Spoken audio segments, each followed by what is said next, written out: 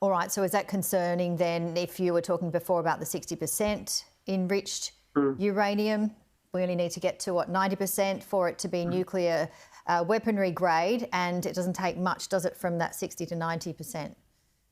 No, it certainly doesn't. So it certainly is a setback in the nuclear program of Iran.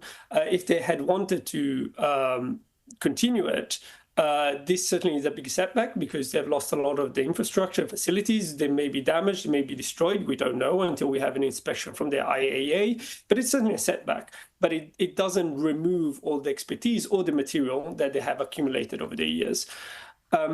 It's also important to understand that if they had the capability, since they had the capabilities to get to 60% and even in fact to 84% as they had reached a few years ago, they absolutely can get to any enrichment level they want, 99.9% if they wish to.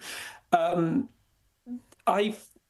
fact that they haven't done it is because they didn't want to, for whatever reason. But having enrichment at 60% sends a very clear message to the international community, because there is absolutely no civil use of nuclear energy, or whether it's for research reactors or power reactors, that needs enrichment above 20%. It's true that 60% is not weapons grade, but it just points out we've got the capability to do 60, so everyone understands we can do weapons grade if we wish to do so.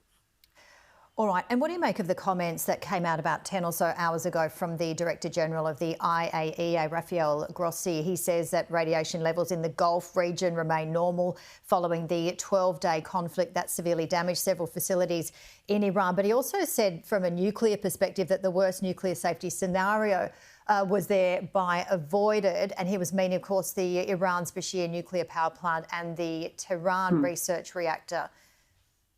Yes, no, that's obviously reassuring, but it's also entirely expected. We don't expect significant levels of radioactivity through the current bombing as long as those two reactors that are operating are not damaged.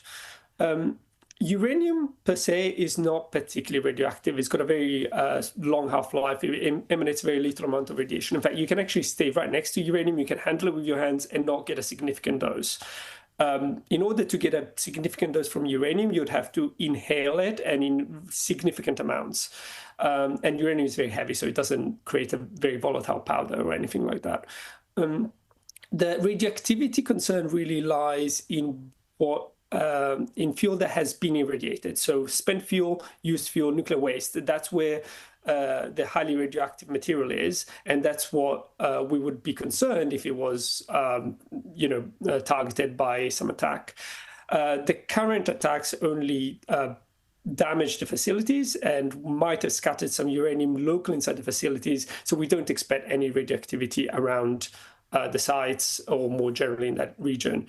And that is, of course, reassuring for the people who live there, and there's no change in that, I don't think, in the near future.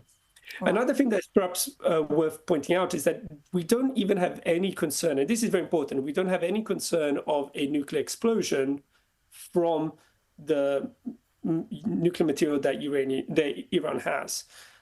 Because we know, both from the intelligence from the US is available to us and the International Atomic Energy Agency information, that Iran did not have nuclear warheads, and in fact wasn't actually all that close to making some. That's significant because unless you have the warheads assembled and you detonate them in a particular sequence, you cannot get a nuclear explosion. Even if you have all the materials available for the warhead, unless it's assembled in that particular configuration and detonated in a very particular sequence, you wouldn't get a nuclear explosion. So that also should be a reassurance for people who live in Iran and nearby. Plenty more questions to ask you, but we've run out of time. Professor Patrick Burr, thank you so much. Thank you. My pleasure.